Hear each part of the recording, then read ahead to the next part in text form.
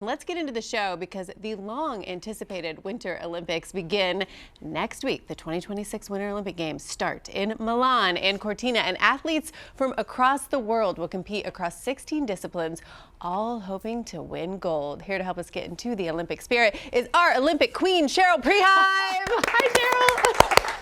I actually have no talent to be named a queen, but I am so excited to have the assignment and happy to be with you, and I brought a little something. Okay, what is it? Okay, we would need to have an Italy hat. I love, okay, Italy hat, here we go. I guess we start with Italy because I'm leaving this week. I got to pack. Okay, you got to pack. I have have some vacuum sealed bags for you. All right, let's get ready for Italy. How many games have you covered? This is number 8.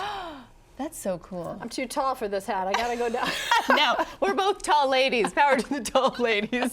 That's so neat that you bring us just the best insider coverage. You always focus on the athletes here and around our state. Yeah. Well, what are you looking forward to? All right, everyone needs to remember Alana Myers-Taylor. She is not only an icon in winter sport, but really such an example for so many. She's the most decorated Black Winter Olympian in history with 5 Olympic medals. She's heading to Milan Cortina for her 5th Olympics. She's also a mom of 2. Take a listen. I love this.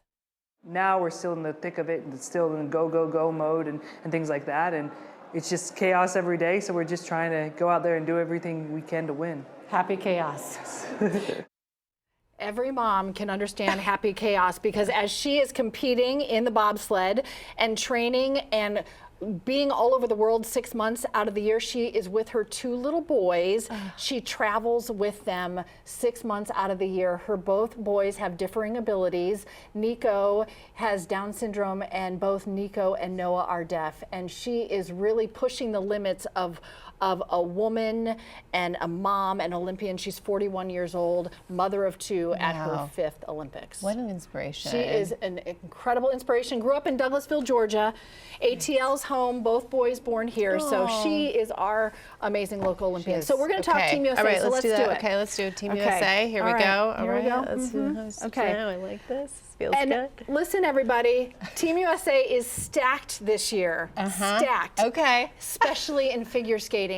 We have the top 3 ranked figure skaters on the women's side, and that's Ilya Milanin. He's number 1 for the men. I am optimistic, knock on wood. Okay. You are going to see a lot of medals from Team USA, men and women, coming on the figure skating ice. It is going to be perhaps more exciting than any other Olympics in figure skating on Team USA's side. I promise I'm not overhyping. They are going to deliver. I have chills. It just is so nostalgic too, because nothing brings the world together like the Olympic Games. It's true. It's true. We live in a complicated world, and this is one time in history meant to bring all the countries of the world together in a place of peace and sportsmanship and camaraderie, and it's this magical time that perhaps the world needs more than ever.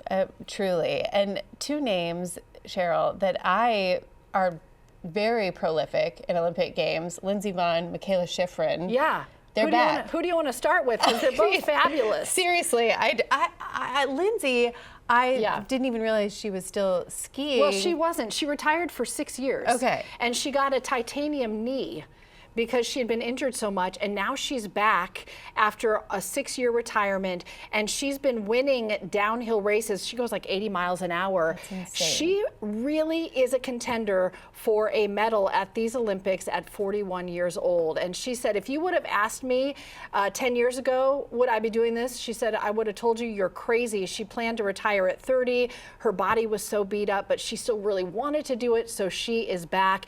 And Michaela Schifrin is no joke, the greatest of all-time skier, man or woman. No one's won more races than she has. She's battled back from a horrific accident where she fell and a part of the gate impaled her, and she's back and she is winning like crazy. So those 2 women expect to see medals around their necks.